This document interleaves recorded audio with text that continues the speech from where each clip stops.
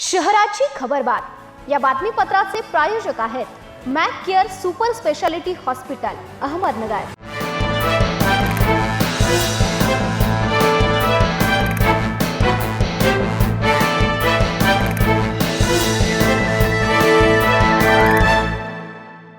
नमस्कार, मी साक्षी न्यूज 24 सह्याद्रीमध्ये तुमचं स्वागत। पाहूया अहिल्यानगर शहरातील महत्त्वपूर्ण बातम्यांचा आढावा शहराची खबरबातमध्ये। महापालिकेचा कंत्राटी कर्मचारी धीरज परदेशी याच्या निर्गुण हत्येप्रकरणी पोलिसांच्या तपासाला वेग आला असून या प्रकरणात आतापर्यंत एकूण 13 संशयित आरोपी निष्पन्न झालेत। त्यापैकी 11 जणांना अटक करण्यात आलाय। अटकेतील 11 आरोपींना सोमवारी न्यायालयासमोर हजर करण्यात आलाय।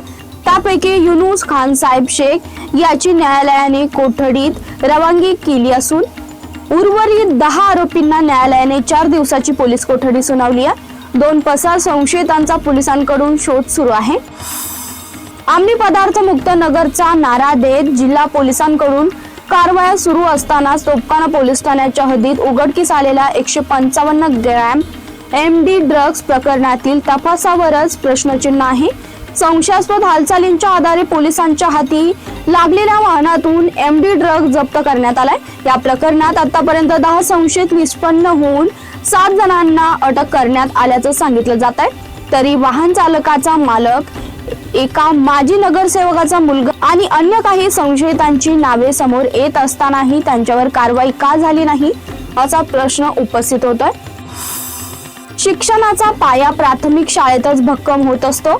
बालवयात विद्यार्थ्यांवर झालेले संस्कार आणि मिळालेले दर्जेदार शिक्षण त्यांच्या उज्ज्वल भवितव्याची दिशा ठरवते।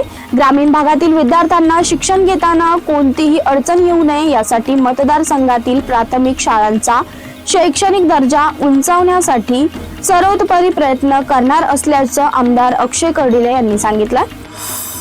पुणे अहिल्यानगर या 134 किलोमीटरच्या नवीन रेल्वे मार्गाचे अंतिम स्थान सर्वेक्षण पूर्ण झालाय। या प्रकल्पाचा सविस्तर प्रकल्प अहवाल तयार करण्यात आलाय। तसेच छत्रपती संभाजीनगर अहिल्यानगर या 110 किलोमीटरच्या नवीन रेल्वे मार्गाच्या अंतिम स्थान सर्वेक्षणाला मंजुरी मिळाली आहे, अशी माहिती खासदार निलेश लंके यांनी दिली आहे। अहमदनगर महाविद्यालयाच्या मैदानावर फुटबॉलचा थरार अनुभवायला मिळाला। फिरोदिया शिवाजीन्स अकॅडमी आयोजित 8व्या आंतरशालेय फुटबॉल स्पर्धेतील उपांत्यपूर्व सामन्यामध्ये खेळाडूंनी आक्रमक चाली, वेगवान पासिंग, भक्कम बचाव आणि गोल करण्यासाठी केलेल्या सातत्यपूर्ण प्रयत्नांनी सामन्यामध्ये चांगलीच रंगत आणली। काही सामने निर्धारित वेळेत गोल शून्य बरोबरीत राहिल्याने टाय ब्रेकचा आधार घ्यावा लागला, तर काही सामन्यात विजयी संघांनी गोलाची बरसात करत उपांत्य फेरीचे तिकीट निश्चित केला। शहराची खबरबातमध्ये इथेच थांबतो। तुम्ही पाहत राहा न्यूज 24 सह्याद्री।